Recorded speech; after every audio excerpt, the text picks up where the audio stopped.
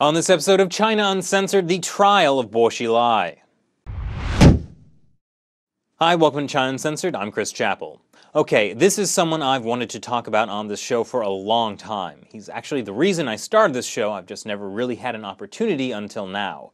Xilai. He was the party secretary of China's southwestern megacity Chongqing and was in line to become a top contender in the Communist Party leadership until last year, when he and everyone close to him were brought down in a highly public scandal. He's just been charged with corruption, bribery, and abuse of power after disappearing from the public eye for over a year. But what I want you to keep in mind as this trial moves forward is that almost everything you hear about him will only be the story the party wants you to hear. But there's actually much, much more to it. Before Bo disappeared and his wife was sentenced to a suspended death sentence for murdering a British businessman, before he was the party secretary of Chongqing, even before he was China's commerce minister, he was in charge of Liaoning province. And a lot of really scary stuff happened there when he was in charge of it.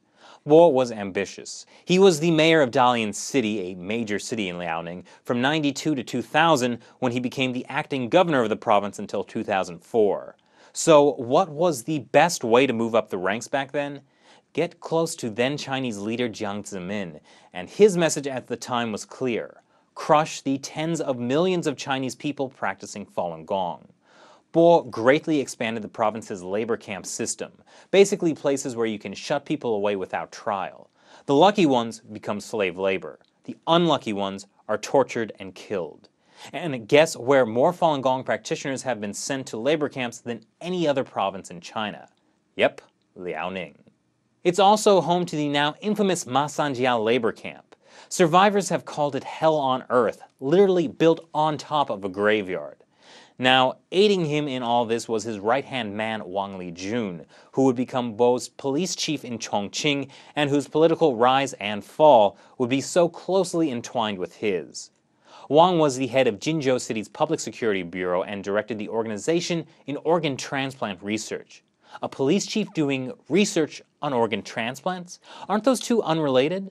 Well, not in China. Wang even won an award in 2006 for pioneering a form of lethal injection that would allow organs to be harvested from still living prisoners, technically the best time to harvest organs. During the award ceremony, he even boasted he personally oversaw several thousand intensive on-site cases of organ transplants. That's a lot of organs for a city-level medical research center to get their hands on, especially since China doesn't have a functioning organ donation system. So here's what we have so far. Xilai greatly expands the labor camp system and, with full support and knowledge of senior Communist Party leaders, fills them with Falun Gong practitioners. Meanwhile, Wang Lijun needs a lot of bodies to carry out his organ transplant research. Since many of these practitioners refuse to give identification for fear of endangering family and friends, could this large, unnamed body of Falun Gong practitioners that are being tortured and killed become a potential source? Well, according to independent researchers, yes.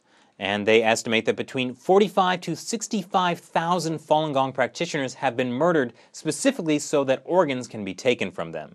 These crimes happen inside military hospitals and so are officially sanctioned. Now, the thing is, not everyone in the Communist Party thought it would be the wisest thing to launch a very brutal and very expensive persecution against 100 million Chinese people. And that split the party between Jiang Zemin's camp, which included Xilai, and guys like Jiang's successor, Hu Jintao, and former Chinese premier Wen Jiabao. Last year, Wang Lijun and Xilai had a falling out, the details of which are still a bit unclear. In February 2012, Wang dressed himself like an old woman and fled to a U.S. consulate and tried to defect. Chinese police quickly surrounded the consulate and the U.S. gave up Wang after he told them, well, the U.S. State Department still has not released the Wang Lijun tapes, as they're called, so no one is really sure what he talked about. Then Xilai was mysteriously fired, strange troop movements were reported in the night in Beijing, and rumors of a failed coup spread. For one night, the word Wang Lijun live harvest and other organ harvesting and Falun Gong related terms were suddenly uncensored on the Chinese internet, and then the announcement came that China would be ending organ harvesting of executed prisoners in 3 to 5 years. Bo hasn't been seen or heard from since he was placed under internal investigation in March 2012. Now, obviously, state-run Chinese media won't report on organ harvesting because that's something the Communist Party has a pretty vested interest in covering up. So the solution? Take Bo out with a run-of-the-mill corruption charge. That way, the public thinks the government is doing a great thing by taking down bad officials, and no one ever has to know about all the horrible killing and taking organs from political prisoners that's been happening for the past 14 years. So, in the coming weeks, as you hear news about Bo Xilai's trial, the mass amounts he's been accused of embezzling, and the possible suspended life sentence he may get, remember, the whole thing will be nothing more than a show trial, while the truly heinous crimes remain hidden behind glorified reports of another corrupt leader being taken down by the almighty party. So what do you guys think about the upcoming Bo Xilai trial? And perhaps more importantly, don't you think it's about time the US State Department released those Wang Lijun tapes? If Wang did divulge details about the organ harvesting of Falun Gong practitioners by the Chinese government to the US consulate, I personally would kind of like to know. Leave me your comments below and check out China Uncensored's Facebook and Twitter page for more. Thanks for watching this episode of China Uncensored. I'm Chris Chappell. See you next time.